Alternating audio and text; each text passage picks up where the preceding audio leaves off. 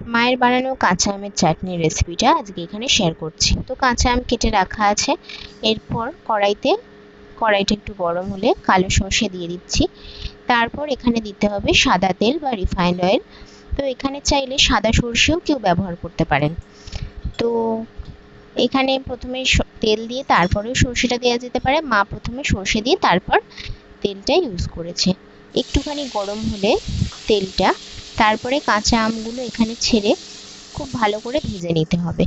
তারপর এতে দিতে হবে নুন আর সামান্য পরিমাণে একটু হলুদ। এখানে কেউ চাইলে লঙ্কাও ইউজ করতে পারেন। ঝাল ঝাল চাটনি খেতে অনেকেই ভালোবাসেন, তার সেক্ষেত্রে কিন্তু লঙ্কাও ইউজ করতে পারেন। আমরা লঙ্কা দিইনি, শুধুমাত্র লঙ্কা ছাড়াই এটা করছি। এরপর মিষ্টির রস এখানে ইউজ করেছে। এখানে চিনি বা গুঁড়ো ইউজ করেন অনেকে, তো বাড়িতে যেহেতু মিষ্টির রস ছিল তো সেটা ইউজ করা হয়েছে। এরপর সামান্য একটু জল দিয়ে 5 থেকে 6 মিনিট ফুটতে দিতে হবে। হয়ে গেল কাঁচা আমের চাটনি।